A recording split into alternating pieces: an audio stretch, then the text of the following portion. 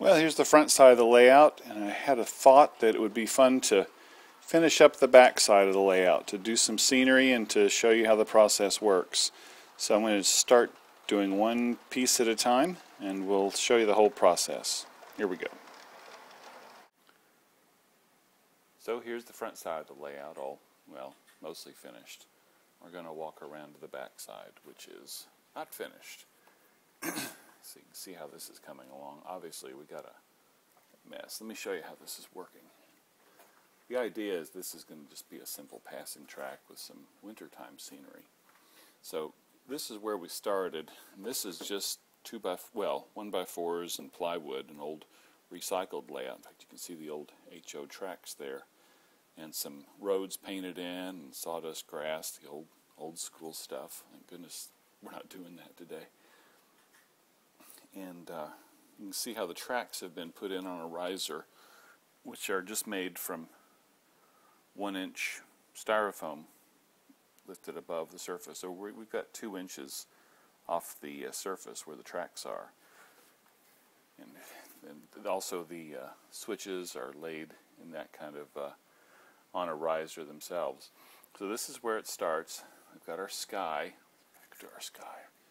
Our brush painted sky. Kind of rough, but I don't know, it's kind of artsy. I like it. So over here you can see what I did to create the first layer of scenery. And that's just different blocks of styrofoam and then the Great Stuff spray foam on top, and it's looking kind of wacky. Whoops, I'm getting hung up. And there's the, this is the stuff that I use. Actually, it's called Great Stuff. And please be careful when you do your first shot of it. If we come back over here to the train station, I had it pointed at the side of the station, so it's like an alien invasion thing going on with the blob. It's, I'm hoping I can get that off of there without destroying the paint. So our station may end up being a new color. That is a Walther station that was repainted, so I like it. I like the form of it, and it was cheap. Anyway, so over here you can see how the foam gets bigger as it dries, as it cures. And the thought is this surface down here, let's back up a little bit, that could be a pond or a swamp. I'm actually leaning towards swamp. And then all of these, there's a couple of stands of trees and these rises which will help cover up our hole in the sky. So that's kind of odd. So this is where it starts. So I'll next we'll carve the foam. Now that the foam is dried, it's time to carve it, and it looks kind of like, I don't know what that looks like, but it doesn't look like a hill. So it's a pretty simple process of just slicing off that top layer, and a little bit at a time. It'd be nice if I got it on camera. Try and get rid of all these blobs and stuff. And you don't want to watch me do this for the next 2 hours, so we'll just skip to the next part where you can see kind of how the shaping is when it's finished, and then we'll be ready to mix up some goop and start applying that to the foam. I used to paint this. At this stage, once this was smoothed out, I did put some latex paint on it, but that really didn't help us at all. And the ground goop that we're going to put over this really will cover all the foam, give it some texture, and also give it color at the same time. So it saves a few steps. So this is the simplified process. All right, we're on the back side of the layout, and you see how I've shaped the foam. Remember how it looked before I carved on it. That's actually a fun process. I actually carved some drainage ditches along either side of the right-of-way, well, most of it, and left space for a lake, pond, small pond. And then we'll also have a road. I can't remember how I did my road last time, so we'll have to do that again. So I'm going to start applying the goop, and then we'll add some texture over the top of it.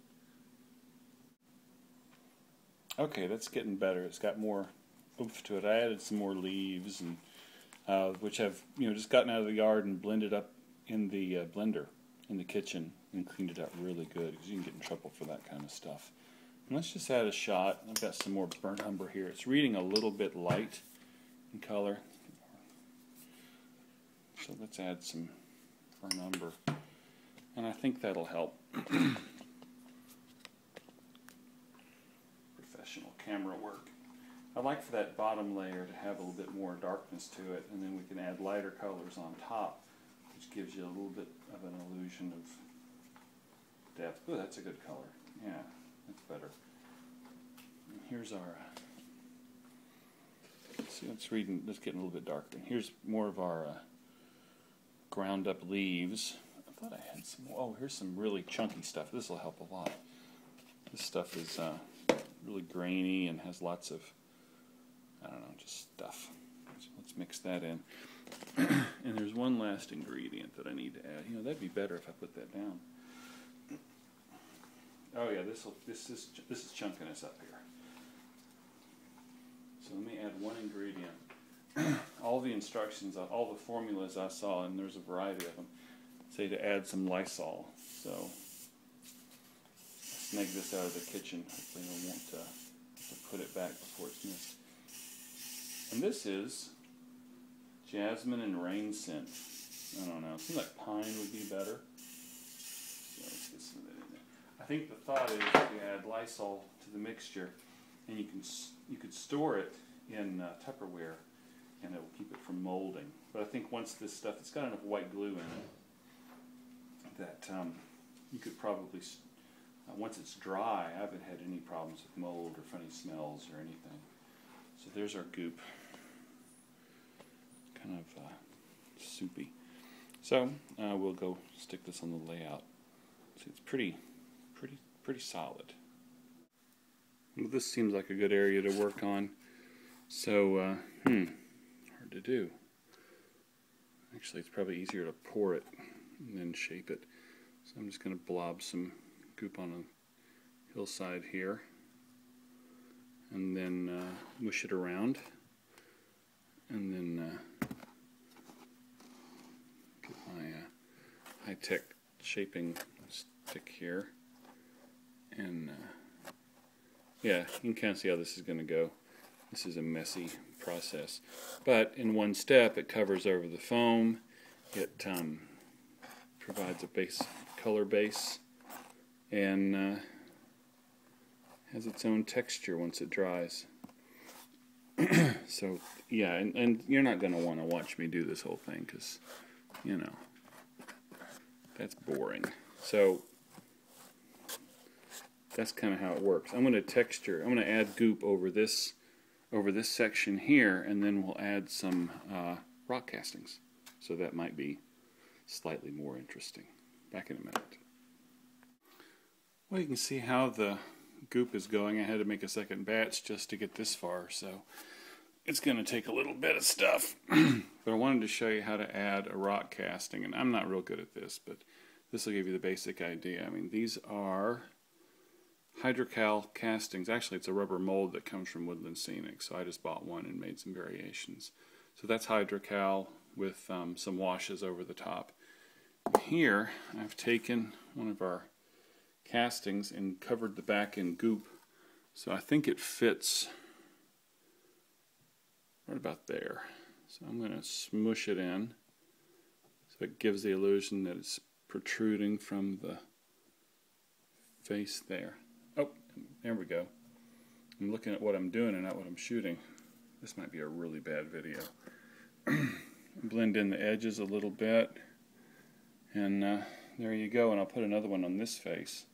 Maybe I can do that while we're doing this. Let's just try scooching it in there.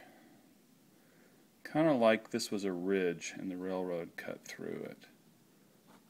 So since this is all glue, nah, it's not fitting right. I'm going to have to see, it's very, just messy. I'll tell you what, that's pretty good right there. I'll fill in a little bit more so it looks like there's a cut through the hillside there. I don't know, my forms aren't exactly right, but this is pretty sloppy stuff. So there's that, and eventually what I'll get to doing running kind of low on substance here, is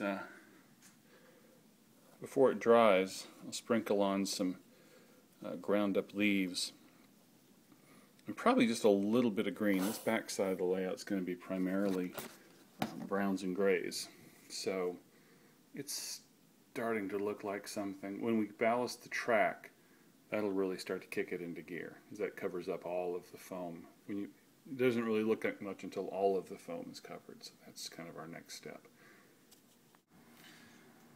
Okay, let's put some goop on here. I've already gooped up this area and added a little texture to the top of it. You know, this is not rocket science. Just spread it out and kind of work from the back forward, from the top down, because it all tends to run downhill. And obviously it's got a nice texture to it. It's kind of glunky. There's a little chunk of styrofoam floating around in there. And just real quickly, I want to show you how, like, zoom in here a little bit. See this? There's a little rock outcropping. And I'll add another one. Well, this will be interesting. I'm making some ground cover. So what I've got is a big bag of leaves. It's fall in our part of the world. And I'm sorting through. Tried to find leaves that were thinner, not real heavy like oak leaves and stuff that had a thinner profile. So, and I've got some water in the bottom of the blender here.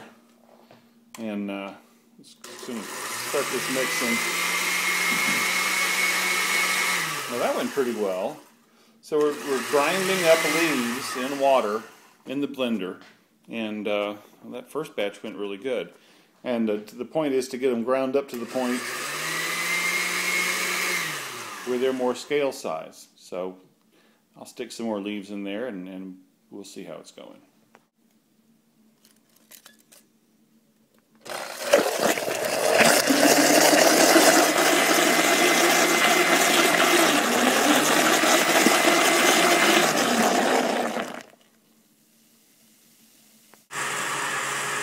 Now we're talking. It's getting thick, and I'm just going to spray some lysol in there. Hopefully kill any bugs. Alright. Stop that from blending. It rises to the top. Ugh, nasty. But it's cheap. So this is where we'll separate the leaves from the water. Running through a strainer. Of course, you got to wash all this stuff later. Please wash the stuff later. Makes your tea really grainy. Get the water out of it. Close to it. All kinds of gunk in there. Multiple colors. It's great.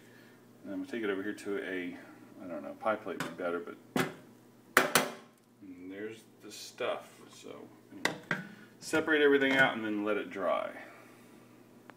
So here's our bag full of leaves. That is an entire bag on a regular plate. Nasty stuff. This is a really good thing to do when your wife is away on a business trip or a trip of any sort. She doesn't see you doing stuff like this. Now I'm going to spread these out a little bit and then run them through the microwave. Point the camera in the direction. Put them in the microwave and try and dry this thing out. This is still a little bit damp. Oops, got away. Oh boy. Alright, so we'll nuke this, I don't know, see what happens with 30 seconds. Around and around it goes.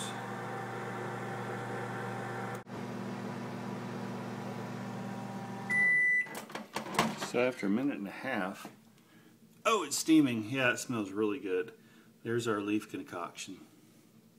Whew, man, that smells strong. I think a minute and a half and it's steaming, got a little bit of boiling going on. I just want to make sure any bugs or critters that might be around are gone. So maybe that's true by now. Let's hope so. So here's our leaf stuff. It's been set out in a paint pan to dry. See what you see in the light. What I'm doing over here, let's get a handful, is I'm sorting it into fine and more coarse versions. I've got my filter here from the dollar store, and this is being, the stuff that comes at the bottom is the fine stuff, and the stuff that ends up is the denser stuff. And the reason for doing this, I'll sort a little bit here. The reason for doing this is that, really this is the main ground cover for this back part of the layout since it's a wintertime scene. So it's mostly, that's probably irritating, isn't it? It's mostly really fine, the leaves that fall on the floor of the forest. So there's the fine stuff that's been sifted out, and then I'll dump the other stuff in this bin. So we've got two different consistencies. And then this is a little bit different. These are ground up pine bark chunks, and they have a little bit different color and consistency. All this stuff gets oversprayed with matte medium, so it'll end up being encased in plastic, and it doesn't seem like it decays or goes bad. So here we go. Alright, we're doing scenery. I'm going to show you the process I'm using. I'm trying something different. I'm brushing down a mixture of matte medium and water, 1:1, with a little detergent added in to break up the surface cohesion.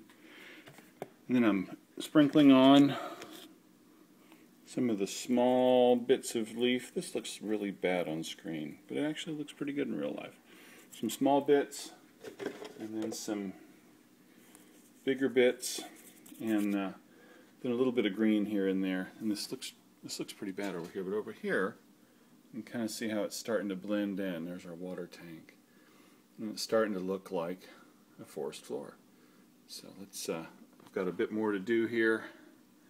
Just laying this over the top of the ground goop.